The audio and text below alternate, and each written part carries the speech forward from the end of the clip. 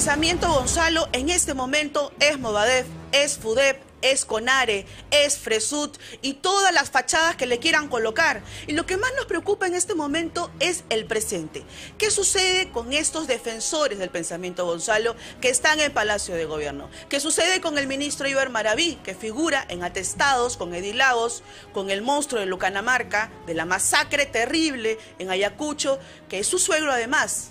Hildebrando Pérez Guaranca, junto a su suegra, y a otros terroristas que figuraban como no habidos. Quiero darle la bienvenida a nuestro héroe nacional, al coronel Benedicto Jiménez, porque él no solo es el cazador de Guzmán, él dedicó su vida completa, desde los peores momentos de terror en el país, que sembró Sendero Luminoso, para poder devolvernos la paz. Benedicto, buenos días. Quiero preguntarte... Claudia. Gracias por estar aquí. Y quiero preguntarte algo muy importante, porque yo sé que tuviste una llamada el día de ayer y quizás fue una de las llamadas más importantes de tu vida, cuando te dijeron, coronel, murió la bestia. ¿Qué sentiste? Mira, emociones encontradas.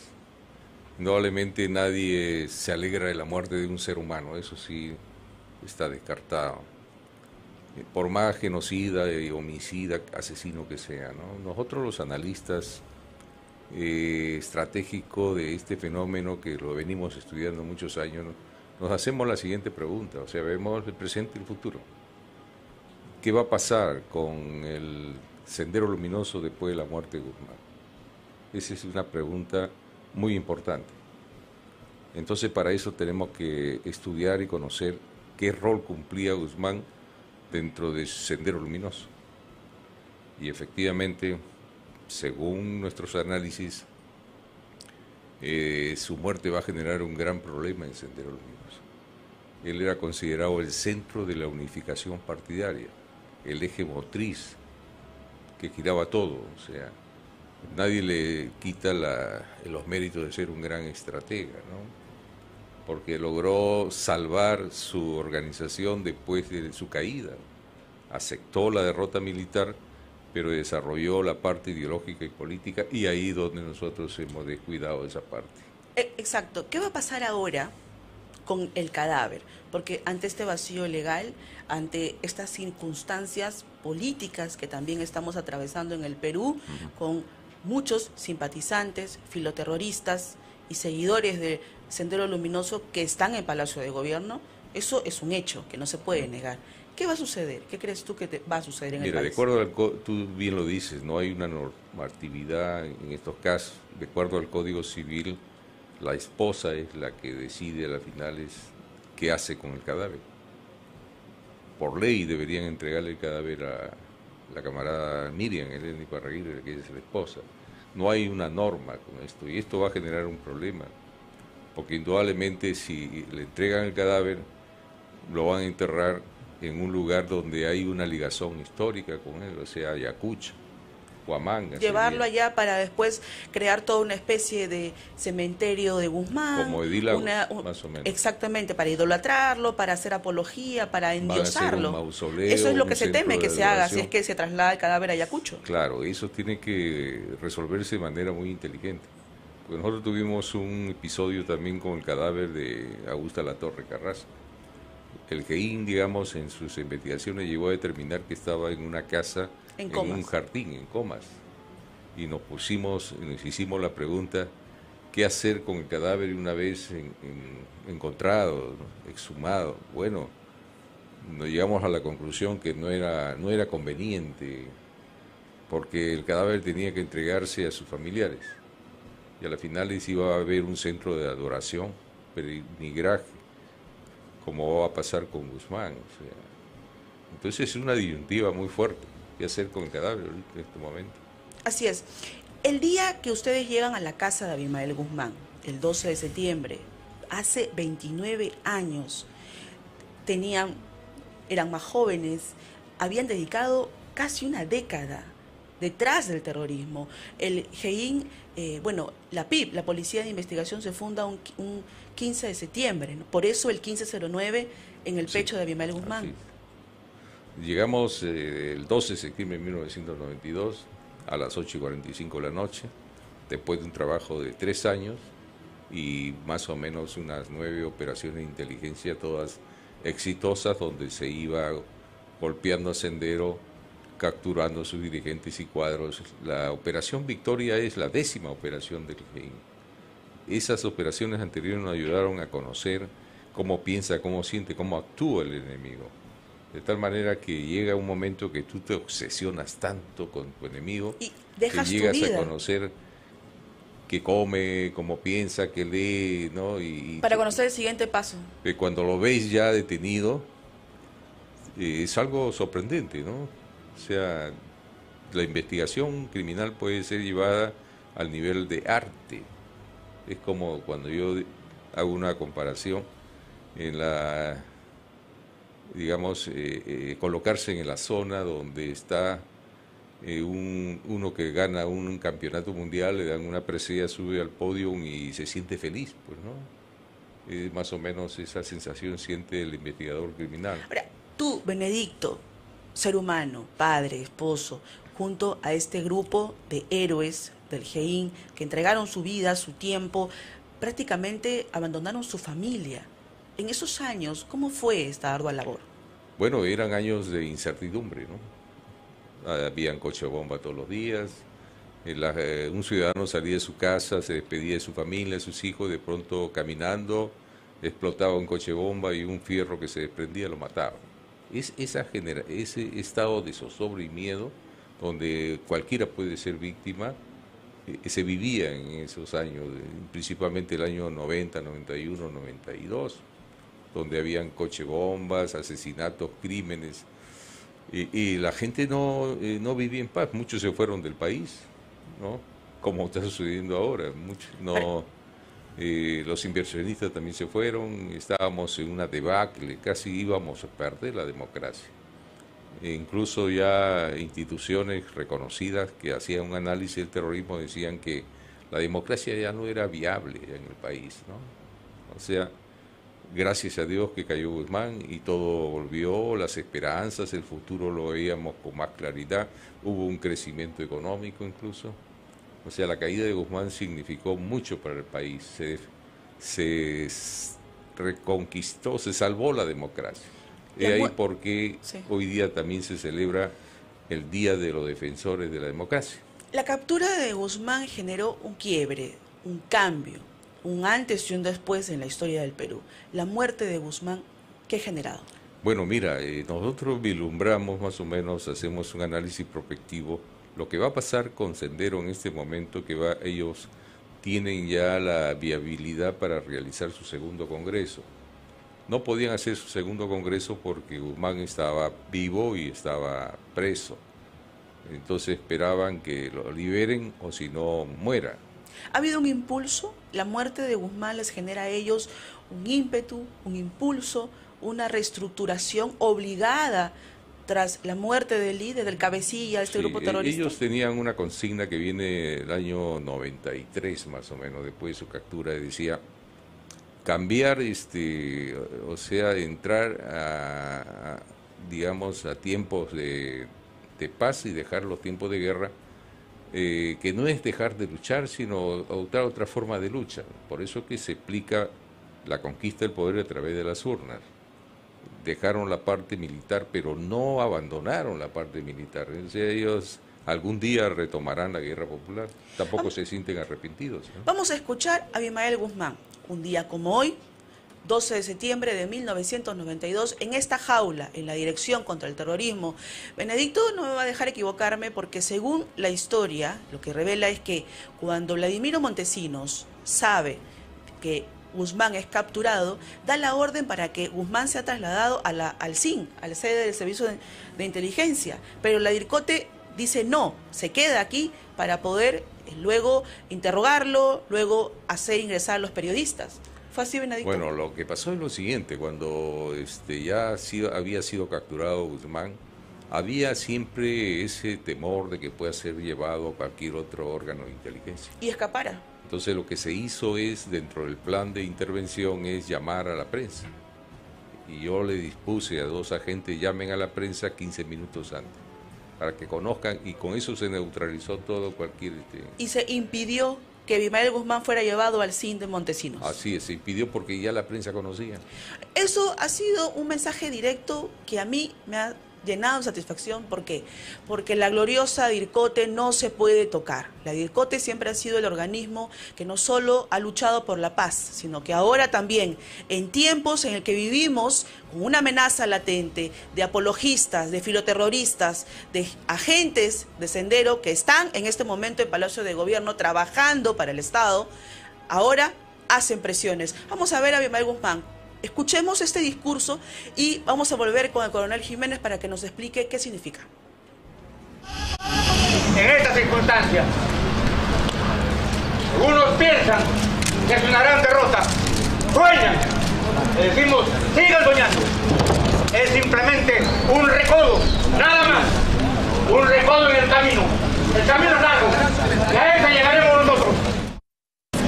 Seguiremos aplicando el cuarto plan de desarrollo estratégico de la guerra popular para conquistar el poder. Seguiremos desarrollando el sexto plan militar para construir la conquista del poder. Necesitamos que el maoísmo sea encarnado y lo está haciendo y que pase generando partidos comunistas. ¡Vive el Partido Comunista del Perú! ¡Fuera! La guerra popular vencerá inevitablemente. Saludamos desde aquí el futuro nacimiento de la República Popular del Perú. ¿Qué significa, Benedicto, cuando él dice esto es solo un recodo en la historia? Claro, ese discurso que dio de casi 15 minutos fue el 24 de septiembre de 1992, estando preso en la DIRCOTE. Se le colocó ese traje de rayas y ese número 1509 que significa 15 de septiembre, el día que se crea la Policía de Investigaciones, como un sello imborrable, ¿no? Ahora él dice, esto es un recodo en el camino. Efectivamente, él acepta la parte de la derrota militar, pero no ideológica y política. Una verdadera victoria, y eso nos olvidamos, se da en tres campos, militar, ideológica y política. Y no hubo una victoria completa. Entonces lo que ha hecho él es desarrollar esa parte ideológica, política, legal y reivindicativa. ¿Han triunfado? Yo creo que sí. Estamos viendo en este momento que ya tienen su cuota de poder. Hay muchos que están en ministerio, por ejemplo. Y en camino a su propio partido. Claro, lo que va a pasar es lo siguiente, ¿no? Mira, yo veo que Sendero se va a fraccionar, se va a dividir, porque Guzmán era el centro de unificación partidaria. No hay que subestimarlo, el rol que cumplía él dentro de la organización. O sea, él era el fundador de Sendero, era el que trazaba los planes estratégicos, los planes de construcción. Él era el timonel prácticamente. Porque y estos líderes maoístas, que en la historia universal han habido 4, Pol Pot, Ho Chi Minh y Mao Zedong, todos vencieron, ganaron. Nosotros hemos capturado a un líder maoísta en plena lucha. La primera experiencia universal se dio aquí en el Perú. Lo que pasa es que no hemos sabido manejar un líder maoísta en cautiverio. ¿En qué fallamos? ¿Qué sucedió? ¿Fue un error político? ¿Fue una persecución luego? Porque luego vino la etapa de Alberto Fujimori, Vladimiro Montesinos. ¿Esta etapa, esta década, también jugó en contra? Bueno, hubo lo que se conoce el triunfalismo barato, o sea, una borrachera triunfalista nos dimos. Ya dijimos, ya se acabó Sendero, incluso cuando sacaron a Marco y me sacaron de la DIRCOTE, el argumento era que ya Sendero se acabó y que vayan a la escuela a enseñar ahora. Y les quitaron el presupuesto y los desactivaron. O sea, había intención de copar la DIRCOTE, manejar la DIRCOTE. ¿Con qué objetivo? La DIRCOTE siempre ha manejado información muy importante. Como ahora. Como ahora, claro. Que se interviene, se amenaza, se genera zozobra. Y quiero comentarte algo. Ayer tengo entendido, por las imágenes que he visto, que hubo una ceremonia de reconocimiento en la sede de la Dirección contra el Terrorismo. ¿Qué fue lo que pasó? Se invitó al ministro del Interior, Juan Carrasco Millones, se invitó al actual comandante general, pero hubo un desaire, no asistieron. Ya se sabía que no iban a asistir desde el día viernes, porque no confirmaron su participación. Y también habían voces que señalaban que aun cuando se había organizado todo este reconocimiento, esta ceremonia muy importante, no se sabía todavía, ojo, que Guzmán había muerto. El sábado recién nos hemos enterado a las 8 de la mañana. Pero ¿qué sucede? Ese mismo momento, el ministro ni el comandante llegaron. ¿Qué pasó? Bueno, no, ese detalle no lo conozco, pero mejor que no hayan ido, porque la unidad élite, la DINCOTE, se hizo una ceremonia muy buena, muy organizada. Estamos viendo las imágenes justo de la ceremonia. Y estuvieron justamente los coleguitas de la Policía de Investigaciones, porque la DINCOTE siempre ha sido un reducto de la Policía de Investigaciones. Y es una unidad élite histórica que no debe ser destrozada, no debe ser copada por entes, digamos, leales al partido, porque lo que ellos quieren justamente es no se puede eso. Politizar la DINCOTE. No se puede, tiene hay valiosa información. El general que en este momento está Óscar Arriola, y hay coroneles que tienen una gran experiencia, un gran conocimiento.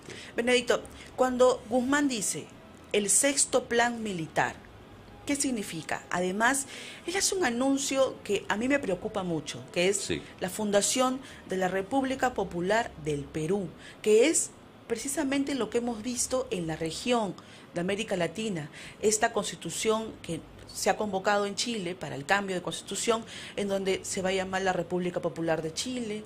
De pronto aquí también se escuchó una versión similar, lo hemos escuchado por gente del Movadef.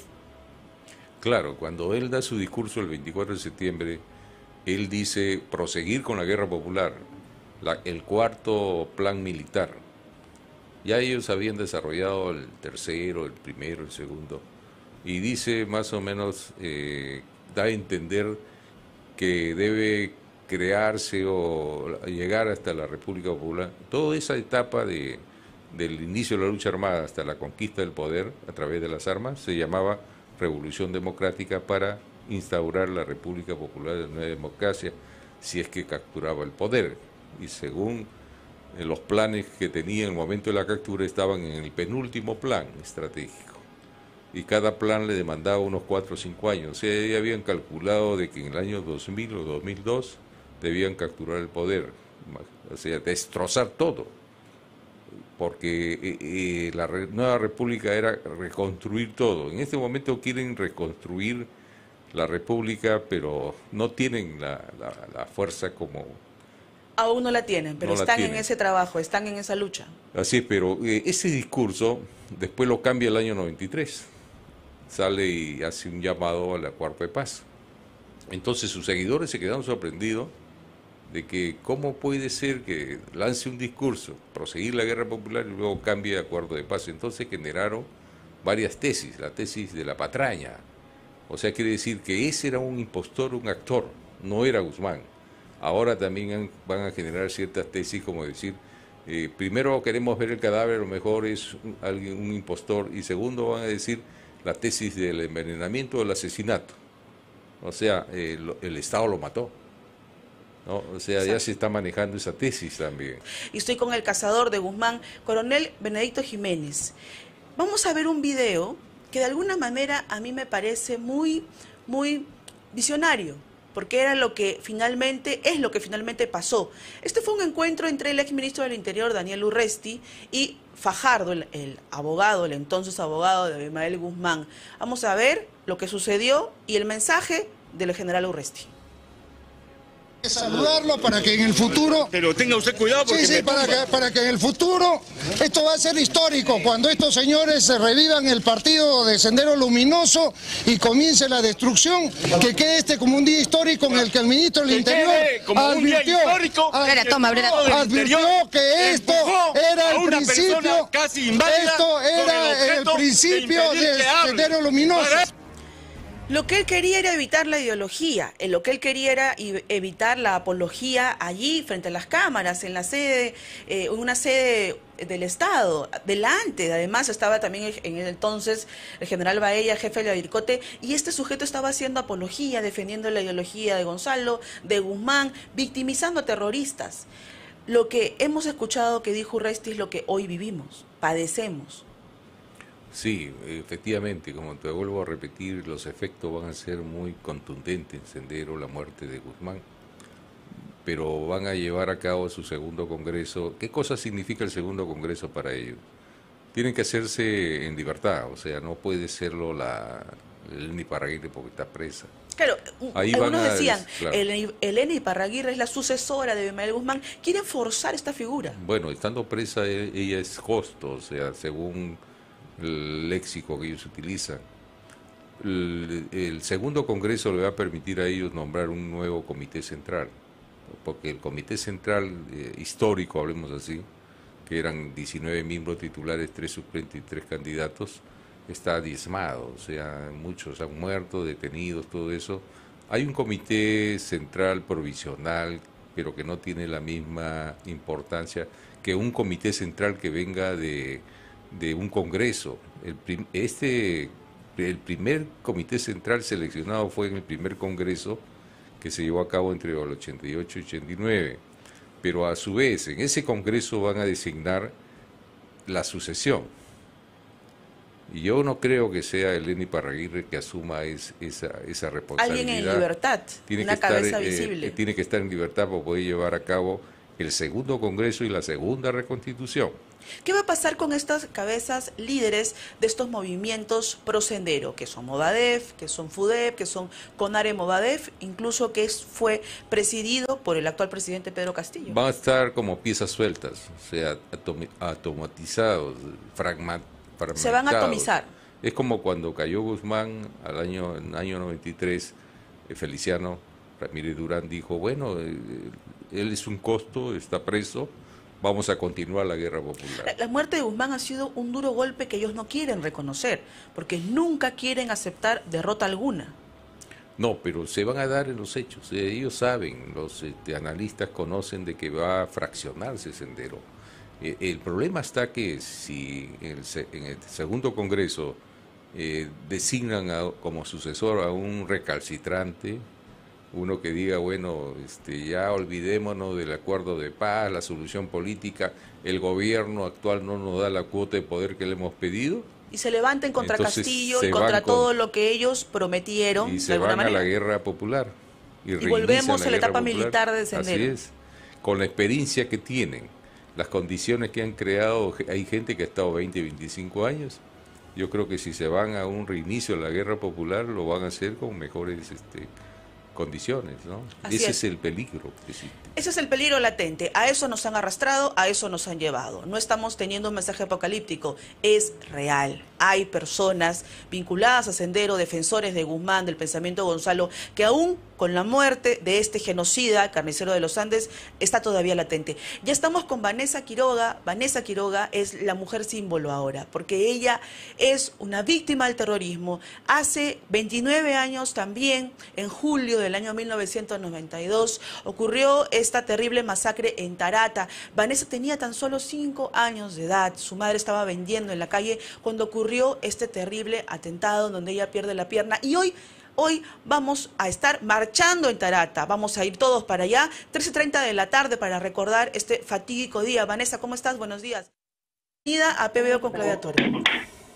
¿Qué tal? Muy buenos días. Muchas gracias por la invitación. Efectivamente, hoy es un día especial, un día importante para todas las víctimas del terrorismo, que recordamos los 29 años de captura de la bestia, ¿no?, de Abimael Guzmán, que el día de ayer ha fallecido entre toda una humareda de suspicacias, ¿no? Fallece al primer mes del gobierno de Pedro Castillo, falta de comunicación, hay desconfianza en la población debido a la falta de comunicación de este presidente que en este último mes lo único que ha hecho es afianzar que su relación es netamente pues con el Movadef, con el pensamiento Gonzalo, ha llenado la plaza de ministros con gente pues ligada al Sendero Luminoso, ¿no? Y realmente es una pena, es una molestia para todos los peruanos, creo. Yo como víctima del terrorismo siento mi seguridad mancillada. Yo no sé lo que pueda suceder mañana. Es más, a mí nadie me asegura que Abimael haya muerto. Por eso es que el día de ayer, no sé si tú has podido ver en redes sociales, fue tendencia el hashtag queremos ver el cuerpo. ¿No? ¿Por qué? Porque hay ese halo de desconfianza. No sabemos si está muerto o no está muerto finalmente. Bueno, eso es cierto, pero también hay un dolor permanente. Tú como víctima directa, porque a ti nadie te lo contó, nadie te convenció, nadie te usó en ninguna forma. Tú has padecido en carne propia. ¿Cómo han sido estos años, Vanessa, para ti? Y ahora, 29 años después, escuchar a personas de este gobierno defender el pensamiento de Gonzalo, defender, minimizar, tratar de decir que hay una persecución política inclusive. ¿Cómo te sientes cuando escuchas cosas como esa? Mira, te comento que cuando ocurrió el atentado de Tarata yo era una niña pequeña, yo tenía solamente 5 años de edad. En el momento mi mamá lo único que hizo fue tratar de salir adelante, olvidarnos que éramos víctimas y seguir trabajando y luchando para poder continuar con nuestras vidas. Desgraciadamente pasaron los años y toda la pesadilla comenzó aproximadamente en el año 2000, en el que aparece la CBR, que en vez de tildarlos de terroristas, los empezó a llamar revolucionarios, empezó a tildar esa época como la época de la lucha armada interna, y luego empezamos a ver cómo se volvían a dar los juicios a los que estaban sentenciados por terrorismo y empezaron a salir libres, ¿no? Y comenzaron el tema de las indemnizaciones. Ahora, 29 años después de la captura de Abimael Guzmán, vemos que desgraciadamente un grupo muy ligado a ellos ha llegado al poder. Y permíteme decirte que con todas las víctimas del terrorismo con las que yo he tenido contacto, todas nos sentimos indignadas de que estas personas hayan llegado al poder y que estén haciendo lo que están haciendo. Imagínate, en menos de un mes llegaron a cumplirle el sueño al Movadef, que era el cerrar la base naval del Callao. Jóvenes como tú necesitamos, Vanessa. ¿Cómo han sido estos años? Quiero escuchar de ti. ¿Cómo han sido estos años para ti, para una víctima que no solo tuviste que salir adelante con tu familia? Definitivamente años muy difíciles. Yo quiero recalcar que el atentado de Tarata fue el 16 de julio del año 92, pero para nosotros no terminó ese día. No es que fue un momento que duró unas cuantas horas y que ahí terminó. No, nuestras vidas quedaron totalmente marcadas. Yo hasta el día de hoy sufro las secuelas, sufro las consecuencias. Yo perdí una de mis piernas a los 5 años. Cambió mi vida por completo. Pasé por un bullying que no tienes idea. A la fecha actual, es más, yo para tomar un baño yo tengo que entrar saltando en un pie de la ducha. Situación que no viven las demás personas. Vanessa, quiero escuchar... Yo me demoro como 5 o 6 minutos para solamente ponerme la prótesis, levantarme y salir. Así es, igual Vanessa salió adelante. Vanessa tuvo que enfrentar todo esto para convertirse en la mujer que es hoy, y te necesitamos, Vanessa, para que todo el país y el mundo escuche lo que fue esta violencia terrorista, lo que fue además escuchar ahora, 29 años después de que Sendero está en el poder, y eso no lo podemos evitar. Coronel, sí. La pregunta de Vanessa es una pregunta válida. ¿Cómo sabemos? Porque no hemos visto el cadáver. El país entero, además, tiene esta incertidumbre. ¿Qué les decimos? Bueno, que haya muerto, eso es evidente. Él estaba enfermo ya. Así es, ya de hace meses. O sea, inclusive hace 2 semanas ya se decía que iba a fallecer. Sí, ya estábamos a la expectativa. Había indicativos de que tenía una septicemia. Él ha muerto por causas naturales. Si hubiera muerto por COVID, la cosa era más simple. Bueno, se incineraba el cadáver, pero ya se sabía, se conocía. Es lo mismo que pasó con Alan García, que todo el mundo decía, queremos ver el cadáver. Lo que pasa es que el gobierno no ha sido muy transparente en esas cosas, ¿no? Deben sacar el protocolo de necropsia, hacerlo público y mostrarlo. Hacerlo público y mostrar, ¿no? O sea, mientras más se oculten, más se generan estas dudas e incertidumbres, ¿no? Así es. Hay un personaje, además, que apareció esta semana, que es el conocido como embajador de Sendero Luminoso. Él es Olaichea Caguas. ¿Recuerda usted, coronel? Vanessa, creo que también lo recuerdas, cuando ocurre lo de Tarata y este sujeto que fue procesado por terrorismo y que figura además en los atestados, en los documentos, en estas 680 páginas que he leído del informe completo de la Dirección de Investigación de la Policía, en donde está este sujeto como no ha habido. ¿Qué pasó en ese momento, coronel? ¿Por qué no se le captura? Él está como no ha habido en el día que van a la casa de Abimael Guzmán. Sí, a él se le intervino, pero ¿qué había pasado? De que él le llamaban, ya está muerto, está fallecido. Está muerto, sí. El embajador de Sendero en Inglaterra. Exacto. Pero en los documentos internos de Sendero nosotros encontramos un detalle, que él tomaba el nombre del partido, o sea, de Sendero, y eso había molestado al líder, Abimael Guzmán. Prácticamente era un tipo que vivía del partido. Se hacía atribuir que tenía cierta responsabilidad y no era así, ¿no? ¿Qué cargo ocupaba? Él no tenía un cargo dentro de la organización, pero él, se hacía conocido de esa manera, sí, y además hacía apología, pedía dinero, o sea, atribuciones. Claro, para su beneficio personal, porque el trabajo internacional de Sendero tenía responsables, ¿no? Claro. Incluso lo hemos visto vendiendo polos. Vamos a escuchar lo que él dijo en nombre de Sendero en ese momento, y es una clara apología y una vergüenza que diga esto sobre las víctimas de Tarata. En Miraflores, ustedes colocaron un problema en Tarata a gente indefensa que no tenía nada que hacer. Y el señor, por primera vez la guerra les llegó a los señores que se dedican a hacer surfing. ¿Cuántas aldeas en los Andes fueron bombardeadas desde helicópteros? La gente tirada desde los mismos helicópteros, cuántos miles de muertos dejaron, y nunca estos señores se preocuparon hasta que no le llegaron a tocar la puerta de su casa. Y si fueran a tocar al presidente Gonzalo, ¡ay de lo que sucedería! Lo de Miraflores fue como consecuencia del asesinato de 100 prisioneros de guerra, una cosa que la vio el mundo entero, y quedó plenamente justificada y nadie se quejó por lo de Miraflores.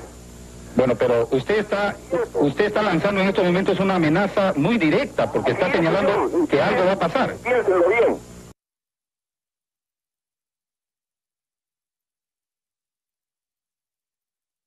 Luminoso o la Chacaguas. Vanessa, volvemos contigo para poder invitar a todos los jóvenes, a todos los peruanos, a este día histórico de la captura de Guzmán, y también, de alguna en la mente de todos los jóvenes que no recuerdan estas masacres de Sendero Luminoso, porque de alguna manera han idealizado incluso a este personaje, lo han ensalzado. Vanessa, tu mensaje para convocar a todo el mundo hoy en Tarata. Justamente me gustaría decir dos cosas antes de hacer la convocatoria. Una, basta de la desinformación que ha causado durante estos últimos 20 años Sendero Luminoso y toda su gente, que dijeron incluso que Tarata había sido obra de otras personas, obra política, que otra gente había metido ahí la dinamita, que ellos no tenían esa cantidad de explosivos. Porque esas respuestas me la dice mucha gente. Y aquí claramente con este audio que tú has mostrado, se intensifica que sí, pues, fue obra de ellos, porque ellos mismos los están justificando, ¿no? Uno. Dos, tenemos que luchar para que nuestra historia no quede en el olvido. Yo formo parte del FENAVIT, la Federación Nacional de Víctimas del Terrorismo, y nosotros ya estamos contando con el proyecto del Museo de Terrorismo Nunca Más, la historia de la verdad, donde queremos contar la verdad de lo que ocurrió, sin tapar el sol con un dedo. Sabemos que hubo excesos, sí, pero todo fue a consecuencia de la lucha contra el terrorismo. Y es increíble que haya un museo de la memoria que le echa la culpa a los policías y militares que dieron la vida por defender nuestra patria. Yo creo que eso debe ser destruido por completo. Ahora, habiendo dicho esto, quiero mencionarles que el día de hoy, a las 3 de la tarde, tenemos una concentración en la calle Tarata, recordando los actos terroristas que ha ocasionado Sendero Luminoso en nuestro país. A las 6 de la tarde también estaremos encontrándonos cerquísima en el Parque Kennedy. A las 6 de la tarde vamos a hacer una marcha conmemorando los 29 años de la captura de Abimael Guzmán Reynoso. Los peruanos no podemos seguir quedándonos en casa sentados mirando las noticias y desde la casa apoyar. Tenemos que salir a las calles. En este momento el pedido, el clamor ciudadano es que Sendero Luminoso no puede estar en el gobierno, no pueden dirigir este país, y no solamente por todo lo que han hecho en el pasado, sino porque ya vemos claramente que han entrado a destruir nuestro Estado, han entrado a destruir nuestras instituciones, a socavar la tranquilidad y la paz que durante tantos años hemos gozado y que tanto esfuerzo nos ha costado. Realmente es una situación insostenible. Nosotros no nos merecemos un presidente que no es capaz siquiera de dar una información oficial sobre la muerte de Abimael Guzmán. Es más, se fue a Puña, se fue a su pueblo. Me imagino que será pues que se ha ido porque aquí en Lima sale y la gente lo vapulea, le gritan, le piden vacancia a Pedro Castillo. Ha ido porque necesitaba un baño de popularidad, porque claro, en su tierra, su familia, su papá, su mamá, le dan pues la bienvenida, le dan el abrazo. Pero aquí sabe bien claro que no lo queremos. Vanessa Quiroga estuvo con nosotros aquí en PBO con Claudia Toro, y gracias por tu fuerza, por tu valentía, Vanessa, y por tu mensaje. Hoy a las 3:30 en Tarata y luego a las 6 en el Parque Kennedy. Coronel, ¿qué hacemos, como decía Vanessa, con esta preocupación de los peruanos? ¿Cómo luchamos? ¿Qué podemos hacer? Es interesante lo que dice Vanessa, porque lo que se debe desarrollar es la lucha ideológica y política que se dejó hace 10 o 15 años. O sea, y lo que menciona, por ejemplo, la creación de un museo de la verdad o de la memoria, yo creo que es un momento oportuno para incorporar dentro de la lucha ideológica política, porque ¿qué pasa? Nosotros tenemos héroes y mártires, hay como 1.200 policías muertos en esta lucha. Que son parte de las víctimas del terrorismo. Y además hay lesionados, discapacitados. Ahora son puras estadísticas, pero se le debe dar una biografía a cada uno de ellos porque fueron padres, hermanos, hijos, abuelos, o sea, y justamente ese museo de la memoria o de la verdad deben estar ahí todos los nombres de aquellos mártires y héroes de la policía, de las Fuerzas Armadas, de los comités de autodefensa, de aquellos que ofrendaron su vida luchando contra el terrorismo, y una biografía para que conozcan los escolares desde primaria, para que le rinden homenaje a nuestros héroes y mártires. Nuestros verdaderos héroes. Ese museo de la memoria debe estar comprendido dentro de la lucha ideológica política, pero también las marchas es importante.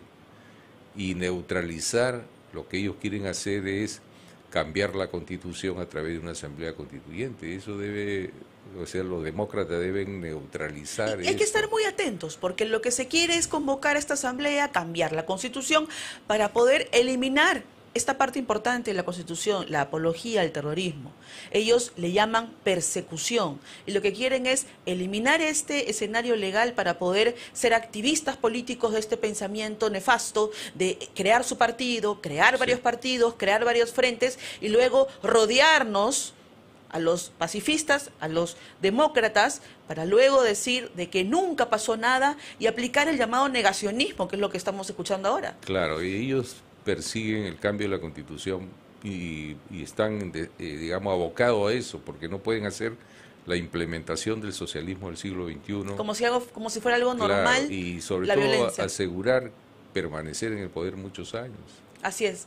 El Museo de las Víctimas del Terrorismo tiene que ser un hecho. Y estoy segura que allí, en una placa recordatoria muy importante, va a estar el coronel Benedicto Jiménez, nuestro héroe nacional, a quien hoy recordamos una labor increíble. Mira, Claudia, yo aprovecho la oportunidad para saludar a los integrantes del GEIN, ¿no? Porque el trabajo se hizo en equipo humano. Una golondrina no hace verano. Uno puede ser, digamos, el director de la orquesta, pero ellos aportaron la parte, digamos, de iniciativa, creación, el seguimiento, la vigilancia, el trabajo denodado, el esfuerzo continuo, tesonero. O sea, ellos son prácticamente los que alcanzaron la victoria. Así es. Una pausa y ya regresamos. Gracias, coronel Benedicto Jiménez. Estuvo con nosotros para recordarnos un día histórico, pero además un día de reconocimiento y de ardua labor. Y si usted está en su casa en este momento escuchando PBO con Claudia Toro, y si estamos todos aquí trabajando y luchando y saliendo adelante para que este país no se detenga, es gracias a ellos. Porque hace 29 años un grupo trabajó día, mañana, tarde y noche, abandonando a su familia, abandonando su propia existencia, para que este genocida hoy esté en la morgue central de Lima.